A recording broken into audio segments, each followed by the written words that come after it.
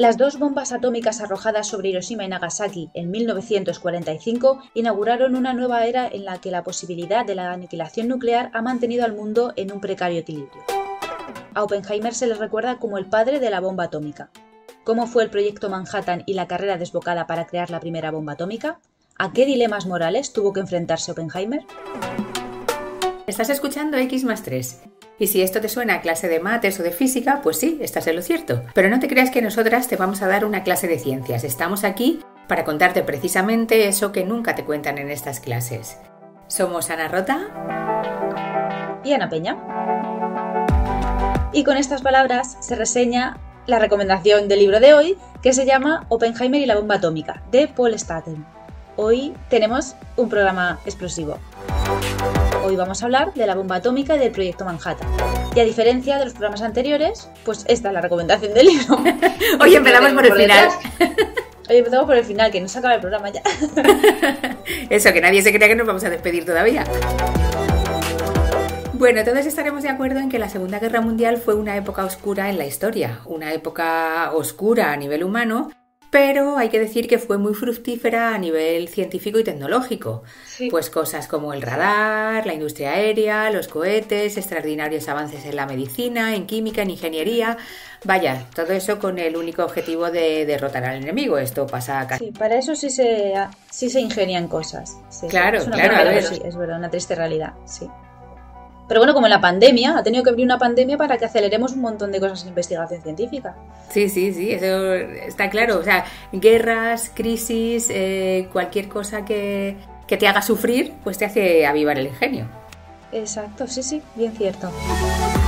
Pues en esta historia de la bomba atómica, comienza con Einstein y su famosa ecuación E es igual a m por c al cuadrado. O lo que es lo mismo, la materia puede transformarse en energía. Como son proporcionales y hay que multiplicar por la velocidad de la luz al cuadrado, que es un número enorme, pues una pequeñísima cantidad de materia puede dar lugar a mucha energía. Y es que la bomba atómica consiste precisamente en eso, en transformar materia en energía. Sí, básicamente en eso y en conseguir una reacción en cadena. Y me explico, pues todos los átomos están compuestos por protones, neutrones y electrones.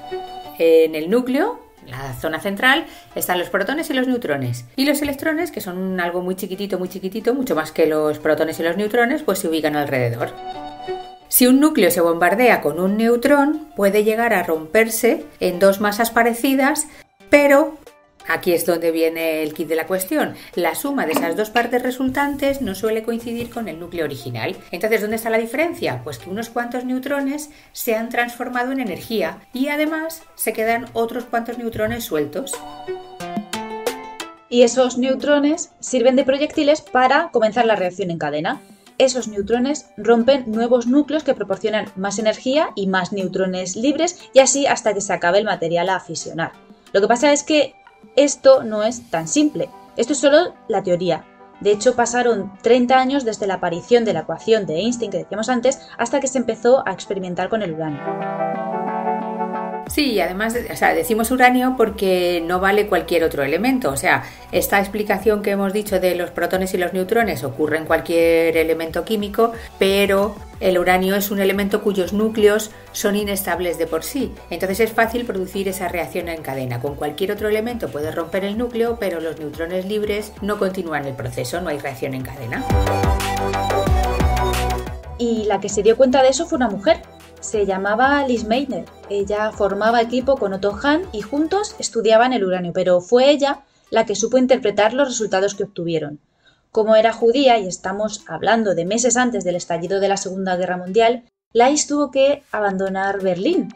En 1945, Otto Hahn se llevó el Nobel por este descubrimiento y se olvidó de su compañera. ¡Oh, casualidad! Se olvidó de ella. Cosas, ¡Qué casualidad! ¡Ay! Cuando los científicos se dieron cuenta de las posibles reacciones en cadena del uranio, de esto que había descubierto Lise Meitner, comprendieron que esto podría utilizarse como una bomba atómica y comprendieron también que el primero que consiguiera desarrollarla ganaría la guerra. Una especie de guerra fría, aunque mucho más silenciosa. La bomba de momento era pura teoría. Habría que invertir todavía mucho en investigación, empezando por la obtención de la materia prima, que siendo uranio había que obtener el isótopo correcto, ¿Y qué es un isótopo? Otra pregunta de estas del millón. Ay, claro. En el núcleo de los átomos están los protones y los neutrones, ¿vale? Esto es lo que hemos dicho antes, la parte, digamos, gorda del átomo. Lo que distingue un elemento de otro es el número de protones. O sea, un átomo de hidrógeno tiene un protón y uno de carbono 6. Entonces, todos los átomos que tengan 6 protones serán átomos de carbono y todos los que tengan 1 serán de hidrógeno. Pero con este mismo número de protones se puede tener distinto número de neutrones y eso es a lo que se llama isótopo, un elemento que tiene el mismo número de protones que sus compañeros, pero tiene distinto número de neutrones. Y esto es importantísimo para la bomba atómica, tan importante como que uno es estable y el otro no. Para una bomba se necesita uranio 235, pero este isótopo solo representa el 1% del uranio total y además en la naturaleza están juntos. Habría que buscar la forma de separarlo. Pues sí, entonces estábamos en guerra, ¿no? Entonces del lado de los alemanes estaba Heisenberg. Heisenberg era un físico brillante, famoso por el principio de incertidumbre, que los que estén en bachillerato les sonará. Es el principio que lleva su nombre y es uno de los pilares de la física cuántica. Entonces, este hombre no era especialmente nazi, pero sí era amigo de los regímenes totalitarios. Así que enseguida se puso a trabajar para Hitler y se hizo cargo del proyecto. Lo primero que hizo fue poner a todos los presos de los campos de concentración a manipular el uranio, ya que él sabía que el uranio era tóxico. Así se lo quitaba de encima. Y además creó un grupo de científicos que trabajaban mientras en los aspectos técnicos de esto de la obtención del uranio 235. La historia nos dice que muchos científicos salieron huyendo del régimen nazi, pero no hay que olvidar que durante el final del siglo XIX y el XX la ciencia se hizo en Europa Central. Muchos se marcharon, pero hubo quien se quedó y participó en el equipo de Heisenberg. Lo que pasa es que no eran ni los mejores ni tampoco tuvieron un gran despliegue económico. Estuvieron muy cerca, pero errores de cálculo y unos cuantos sabotajes por parte de Noruega hicieron que el programa acabase languideciendo, que este programa científico no llegara a mucho. No llegaron a mucho, lo intentaron y la verdad es que tenían gente allí, pero no llegaron a mucho. Bueno, como esto era una guerra, pues había dos bandos. Del otro lado, pues estaban los aliados. Los aliados estuvieron más lentos, o sea, empezaron con menos fuerza y se cree además que nunca fueron conscientes del peligro de que los alemanes lo consiguieran antes que ellos. Los aliados estuvieron más a lo suyo, tratando de resolver sus dificultades técnicas, así como poquito a poquito. Y bueno, pues eso, fueron avanzando, aunque las dificultades fueron enormes, pero bueno, ellos iban, pues eso, pasito a pasito. Sí, porque no solo era obtener la materia prima, también había que conseguir que los neutrones liberados llegaran a otros núcleos con la velocidad exacta y que todos los núcleos se rompieran en milisegundos para que todos liberaran la energía a la vez. Y bueno, esto pues no es tan fácil. Pues no. Si no, todos haríamos bombas atómicas aquí en el jardín de casa, ¿no? Lo que pasa es que las investigaciones iban lentas, iban pasito a pasito, pero es verdad que los aliados nunca pararon. Ellos poquito a poquito fueron progresando y nunca pararon. Cuando el presidente Roosevelt se convenció de que la bomba era viable, decidió crear lo que se llamó luego el Proyecto Manhattan. Y lo hizo a la americana. Ahí, con un despliegue de medios, pues a lo bestia, tipo peliculón. Sí. Totalmente.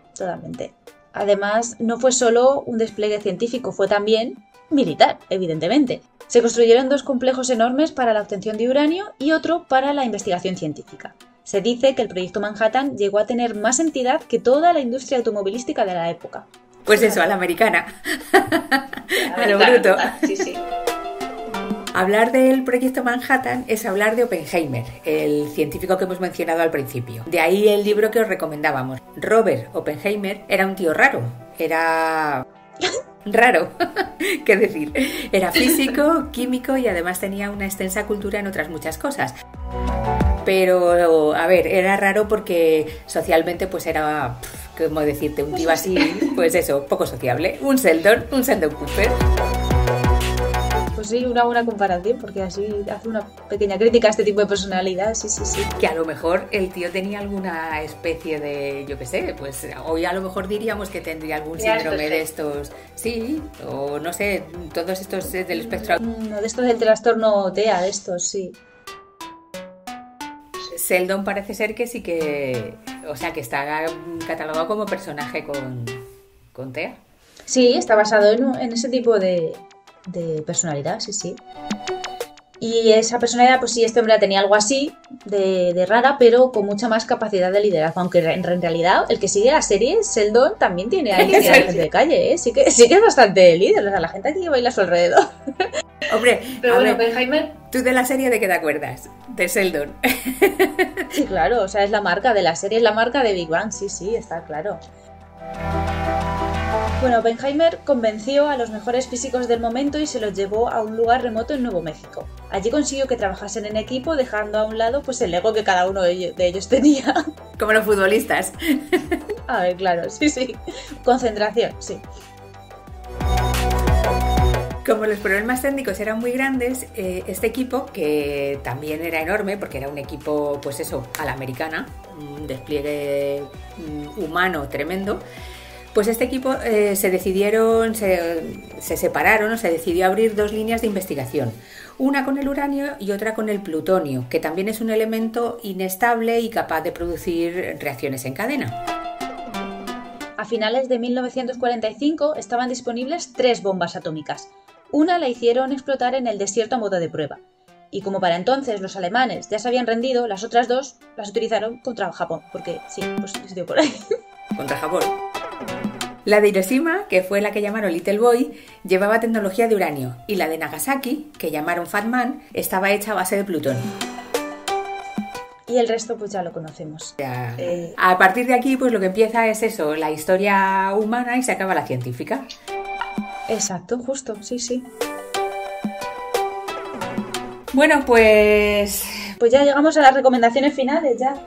Ahora os hubiéramos recomendado el libro, pero como ya lo hemos hecho al principio, pues nada, solo nos queda deciros que tenéis una reseña del libro en el Discord de X+3, lo que os decimos siempre. Es un Discord de ayuda para ayudantes de ESO y bachillerato y... Para ayudantes no, para estudiantes.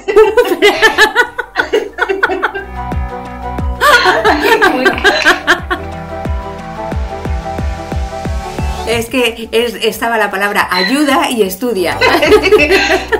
Me ha quedado muy bien. Queridos ayudantes, no sé si os ha quedado claro, pero tenéis un Discord. Hemos tenido una crisis ahí de conexión. Que no lo repetimos, lo dejamos así... Lo repetimos, venga, por si acaso. Yo creo que sí, porque no sabría dónde cortar aquí ni de pegar. Hay un Discord de ayuda para estudiantes de ESO y bachillerato, ¿vale? Y ahora me ha quedado bien. Entonces, nada, pues allí podéis encontrar eso, lo que os decíamos antes, ejercicios, recursos, yo que sé, incluso preguntar todo lo que queráis, todas las dudas que os surjan, todo lo relacionado con mates, con física o con química. Y nada, pues eso, ahí estará también la reseña del libro de Oppenheimer y la bomba atómica.